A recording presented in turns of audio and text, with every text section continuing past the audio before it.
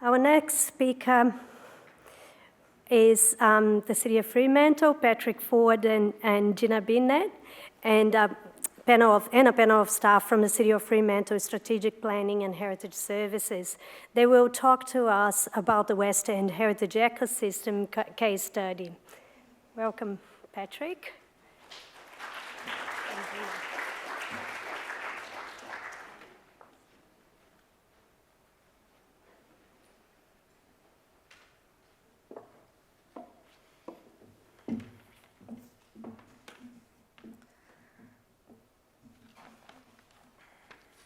Hello. First of all, I'd like to acknowledge the City of Fremantle. Would like to acknowledge the Whadjuk people as the traditional owners of the Greater Fremantle Walyalup area, and we recognise their cultural and heritage beliefs are still important today. The purpose of this presentation is to explore how climate change threatens Fremantle's historic West End heritage area and how we can start to look at mitigating the factors that will be affecting it. Sorry, I'm just not. Is it going? Oh, sorry. Lovely shot of National Hotel there. How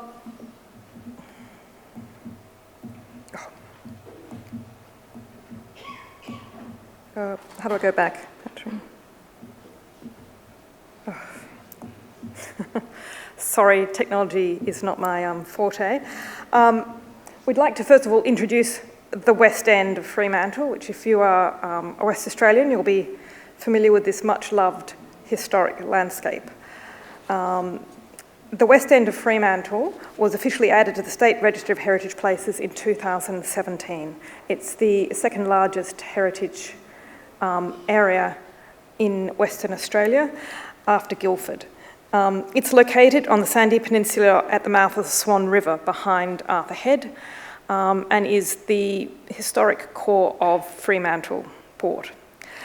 It covers almost 50 acres of land and contains about 250 places. 22 of these are individually on the state register, and 90% of the places in the West End are also on our heritage list. Just to give you an idea of the sort of the continuity of the urban form.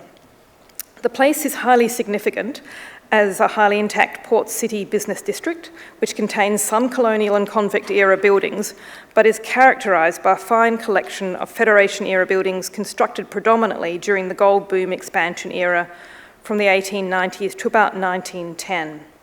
There's an ongoing connection with maritime industries and, of course, migration being our premier port in Western Australia. It's also an important place for the sense of identity for West Australians, a kind of unique landscape, and it's also important for tourism. This is a lovely slide, this is a lovely sketch here of Walyalup in 1829, prior to the arrival, or it's at the time of the first colonists arriving in Western Australia. Fremantle stands on the lands of the Whadjuk people. The Belia are the traditional owners of the Fremantle area south of the river. Walyalup is the name of the area to the north and south of the mouth of the Derbil Yarragon, which is the Swan River. And Manjuree is the name of the area around Arthur Head, roughly where the West End is today. It was an important place where different groups met for trade and ceremonies. In summer and autumn, the Whadjuk lived near the coast, and in the winter, they moved inland to avoid coastal storms. At Walyalup, they speared fish and caught crustaceans in the shallows of the river and occasionally feasted on stranded whales and dolphins. 2 small lakes provide a valuable food source of turtles and waterbirds, and there was a permanent mineral spring nearby. This early sketch of Walyalup is looking from Cantonment Hill out towards Rottnest and was drawn prior to the arrival of the bulk of the Swan River colonists. Whadjuk people have shared traditional stories about these significant landscape elements that you see in this image, including Cantonment Hill, Duerda Wirrindiridup, which I can never say, I apologise, and the bar at the mouth of the river, Derbil Nara, which is Coburn Sound, and the coastal islands of Wodjamup, Rottnest, Miandip, Garden Island, and Karnak Island.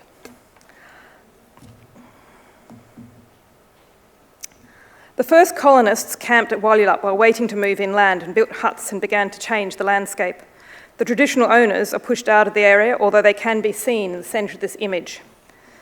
The landscape was quickly stripped of vegetation for building firewood and fodder for farm animals, exposing the form of the land, the low sandy peninsula, the limestone outcrops and the chain of lakes. Modification of the landscape began with quarrying limestone outcrops for building materials for houses and low walls to control sand drift.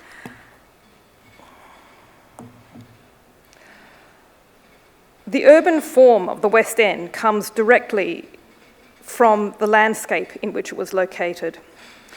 The first town plan developed by John Septimus Roe in 1829 and was then expanded in 1833. You can see it in the first image. The town plan is picturesque rather than the more traditional grid form that you see in Perth. This plan was developed directly from the shape and topography of the narrow peninsula. The rock bar at the river mouth prevented boats travelling upstream and required goods to be landed in the South Bay and then moved across the peninsula to the river. Construction began on the flat sandy ground adjacent to the ocean foreshore and the riverbanks and avoided the swampy areas and rocky slopes of the hills.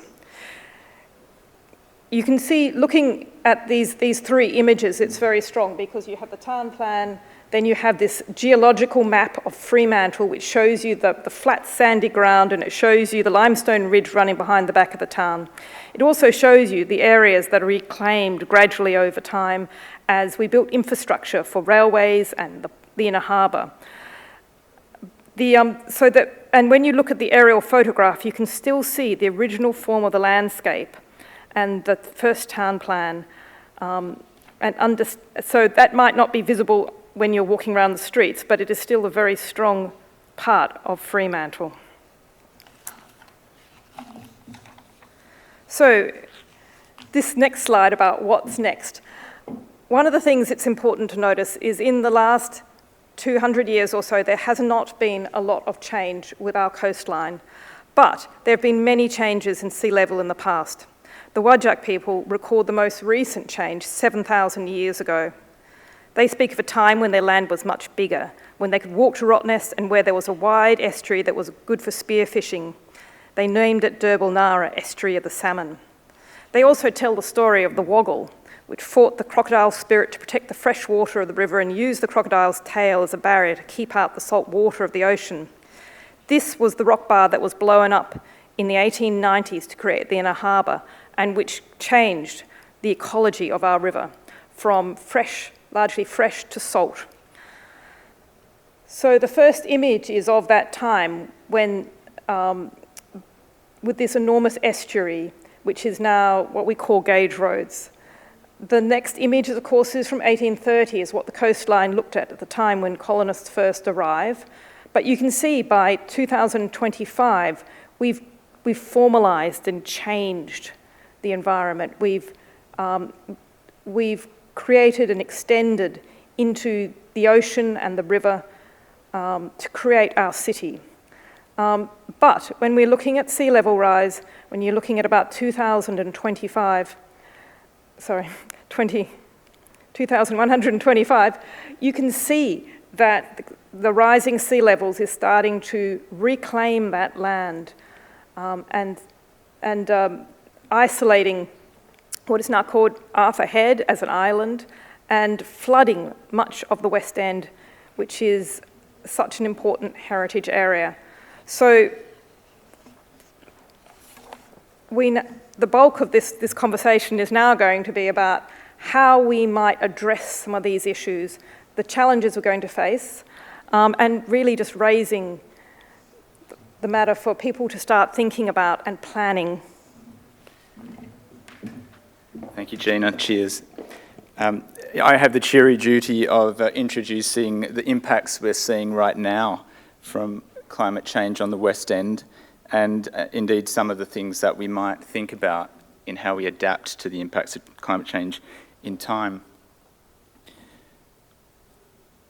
I probably don't need to explain what climate change is to this audience, but it's clear, again, that it's having a really profound impact, certainly in Australia, especially in the southwest of Australia, and in particular on Fremantle. The key impacts include, obviously, global temperature rises, but particularly in our case, sea level rise and extreme weather events, coastal erosion, and the possibility of inundation and its impacts. Importantly, climate change introduces the significant uncertainty and unpredictability. Of course, rainfall is generally declining, but it also becoming less predictable and more extreme. Generally, we are getting hotter, but we're also experiencing greater extremes of heat. This map here is just showing what we call CHAR mapping, coastal hazard and risk mapping, which predicts a coastal impact of inundation into Fremantle, basically in that purple zoned area on the map. That's equivalent to about a 1.4 metre or 1.5 metre sea level rise. And clearly you can see within that, in the middle of that is the West End. So Fremantle is particularly vulnerable from being a low-lying coastal city. We're affected by erosion, by flooding. We also have an extremely high groundwater table here that's also impacted by tides.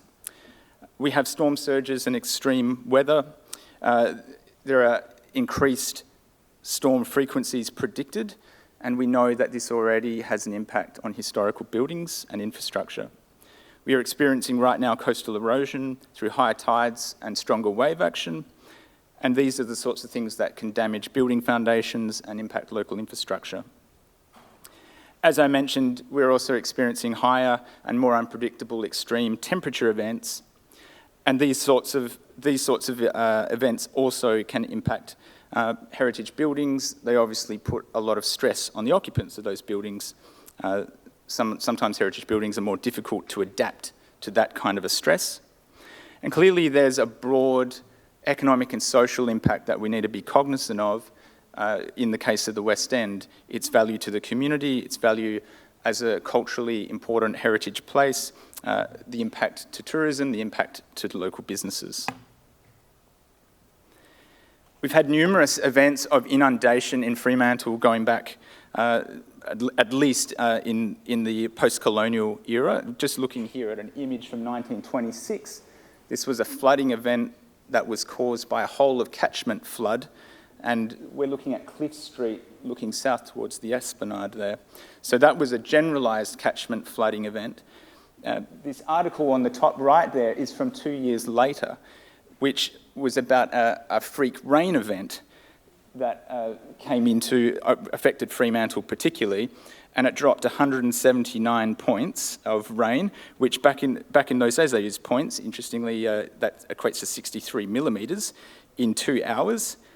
And this event overwhelmed local infrastructure, and whilst we haven't had anything so severe as that event from 1928, we've certainly continued to have major impact from short-term extreme rain events.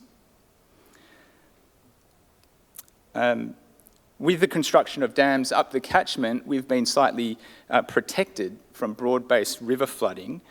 However, we'll continue to be at risk as climate change progresses, again, due to our location, the fact that we're on reclaimed land in a lot of the areas adjacent to West End, and of course very close to the river mouth as well.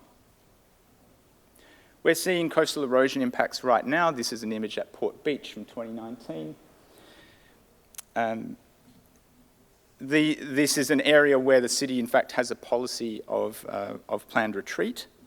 But obviously, the vulnerability we see at Port Beach is something that we need to take into account in the future for the Bathers Beach and broader West End area.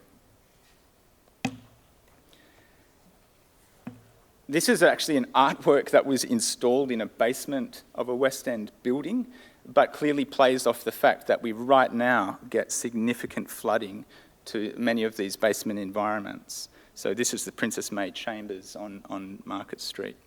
And it was used as an artwork, an active artwork in the Fremantle Biennale in 2017, where the artist imagined a time in future when rising sea level created islands which became independent micronations. So here we have the Embassy of the Commonwealth of New Bayswater. So a comic or slightly humorous play on otherwise pretty dreadful events. We also have many half basements in the West End which are particularly vulnerable, particularly associated with warehouse typologies. These are today used for offices and residential accommodation, and while they currently don't flood, they are at risk from extreme weather events. In some cases, rising footpath levels have come to the point where they're above sill heights for some of those half basements, so water could, it seems, go straight into buildings from the footpath level. And of course, there's rising damp and salt attack, which are already an issue in historic buildings and can only really become more problematic as we get a rising water table in the area. Increased salinity of the groundwater table will also increase the damage caused by salt crystals migrating into masonry that comes up through rising damp. A couple of other horror stories. Again, we're talking about historic buildings that were built with roof drainage systems in an era where we didn't have these sorts of events. But as we have more extreme events, we're likely to see more failures, as we see in some of these examples. We also have aged infrastructure regarding soak wells, and most of the soak wells already have a limited capacity because they're already filled with groundwater that's rising up from below. There is civil stormwater drainage, which is under severe pressure in the West End as well, which the City of Fremantle is working to upgrade. This is quite challenging as there are very tight spatial parameters working within the street areas of the West End. Some of these images also here are of the post office that was damaged in a high wind event back in 2023. And that a contributing factor to that was some of the aged ironwork in there that failed in that wind. I also just want to share this diagram. I'll talk more to the people who prepared this in just a moment, but just to quickly speak about the systems that are involved here. So in considering risks and mitigation strategies, it's important to emphasise the structure of the local water system here. Because of our porous ground limestone condition, the ocean, river and groundwater systems are all interconnected. So ocean on the left here, West End is sitting above basically a groundwater lens, and that is in fact connected to the river and also to the ocean. Why that's important is it does actually limit the sorts of adaptation strategies we might deploy in protecting from inundation and flood risks. We also have modelling for a number of the impacts and events associated with inundation and extreme rainfall. However, what we don't have is modelling of a coincidence of all of these things. So no modelling exists to this point that puts together coastal inundation with river flooding, with rain events within the localised area of Fremantle, and that's work that we urgently need to undertake. So where does that leave us? This is where we might be in 21-25, and this is work by Josh Byrne and Associates, working with Bill Grace at Audric, which was commissioned by the city as part of our city plan work, which I'll show more of in just a moment. This imagines a 21-25 scenario where we experience a 2-metre sea level rise. The 21-25 prospect is confronting. It would change the West End and it would change Fremantle. It's important nonetheless that we start preparing for this change, not just in terms of physical infrastructure and planning frameworks, but in our discourse on what heritage protection and conservation mean in the face of inescapable change. Obviously, it's necessary that we take a strategic, holistic and time-sensitive approach to first protecting and then adapting the West End. Some of the strategies that Bill Grace and JBA put together are included here. There's some sketches that we'll see in just on the next sequence of slides. And these included short-term strategies, in fact, a mixture of short-term, medium-term and long-term strategies. And as some examples, would be to move the West End towards something like a sponge city concept, where we retain as much stormwater as possible and use infiltration and replenishment of local groundwater sources to escape the very worst immediate impacts of inundation and rain events. We would possibly need rainwater harvesting on lot. Most drainage in the West End actually goes from gutter straight out into the street. So there's almost no capture of water on site to detain water and slow down flooding events. So we should be introducing water storage detention in the streetscape, both through bioswale opportunities like what is shown here, and in cases where we don't have that space in the street environment, to underground tanks and engineering solutions. Where possible, we should be introducing permeable surfaces. We need to do that judiciously so as not to actually put flooding back into buildings clearly or into foundations. And introducing trees and planting to arrest stormwater flows. In the immediate foreshore environments, the sorts of things that we would encourage are investing in biophilic processes, natural systems, and green networks to enhance resilience.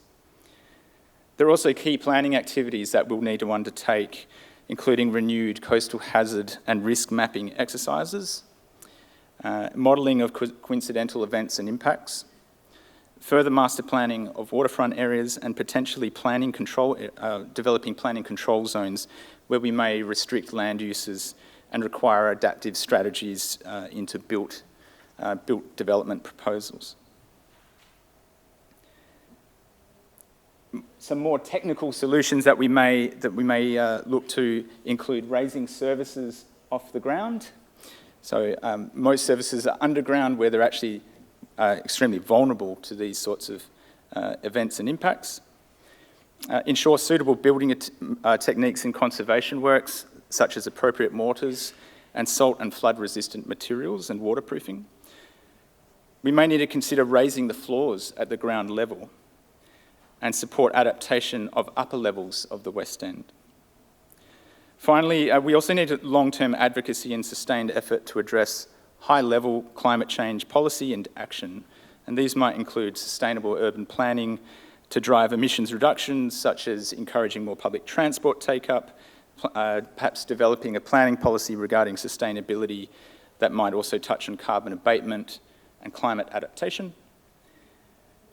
We may develop government policies or encourage government policies and community action, especially around climate resilience planning, funding for the preservation and funding for heritage preservation and local engagement in sustainable practices, and of course, driving at renewable energy adoption.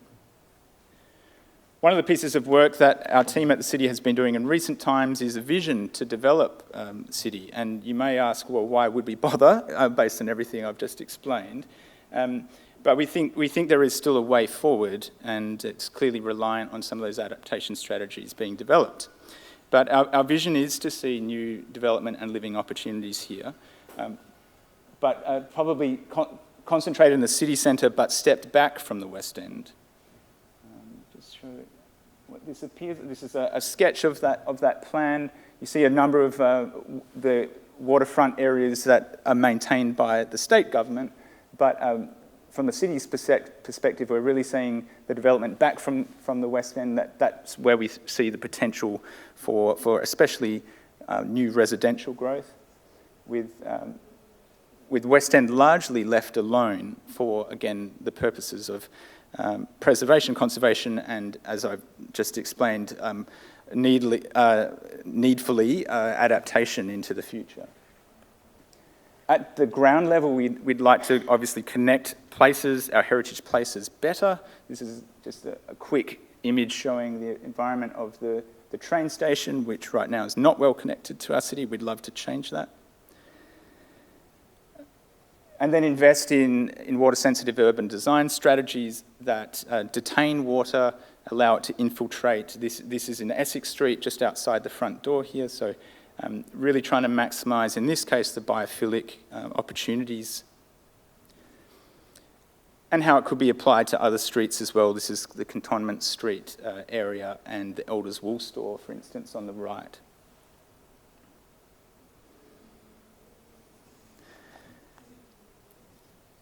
So it's never too late, or never too early, I should say, to start preparing for climate change. But preparing includes adapting our discourse and ideas regarding climate change and heritage, just as much as adapting our planning systems and physical environment. Climate change will have a devastating effect on our heritage under a BAU approach. It is coming, and we need to use this moment to inform and educate the community, practitioners and decision makers. Land use and conservation practices must adapt to account for this risk. These are important levers in improving the resilience of the West End. A balanced and proactive approach will enhance, not detract from our heritage. The story and significance of the West End will grow if we can steward it through the new challenge presented by climate change. Again, on that cheery note, thank you so much.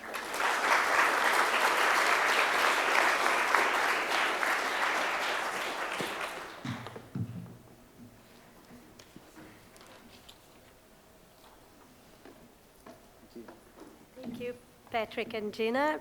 We have time for a couple of questions. Anyone? Do you think colonisation has actually contributed to that? Sorry. Have you heard of eco-colonisation? I'm not familiar with that term, sorry. So because Aboriginal people live there with the land and the waterways, Yes. And then you came and built buildings on that space. Yeah. Is there a possibility where you could remove all the buildings and go backwards and let the land reclaim what it was before, instead of, because I feel like colonialism and colonisation, I know it's a big word, but I feel like that's what is causing all the problems of climate change. Yeah. So if we learnt from the Indigenous people of that land, Yeah. perhaps we can all have a better future for our children rather than trying to fix a problem we created, Yeah. which is only 200 years old, really. Yeah. Yeah, notwithstanding that there'll be people very sensitive to the built heritage of West End as it is. I think, to take this example, the work that Bill and JBA did, they're imagining what happens if we let the water in, and basically reinstate natural processes that might have existed prior to development.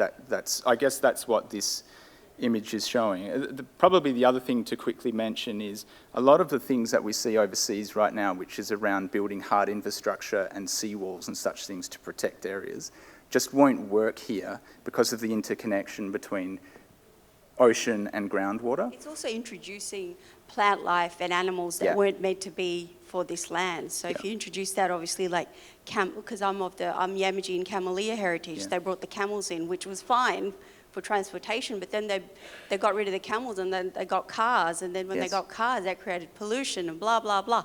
So what I'm saying is there another way to adapt to climate change other than let's build better, I don't know, post offices or heritage sites? I don't know what's your take on this, because I'm really finding colonisation a culture that's actually destroying things. Is colonising is a negative word. Is there another way we can put it? There probably is. I'm probably not the person to offer what that word would be, but no, I appreciate exactly your comment. Yeah.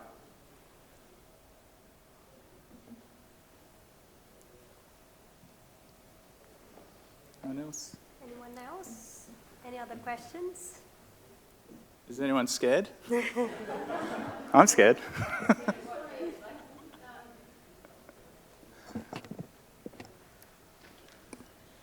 Not so much a question, but a comment in that we're from Bostleton and we're 1 inch above sea level. Yeah.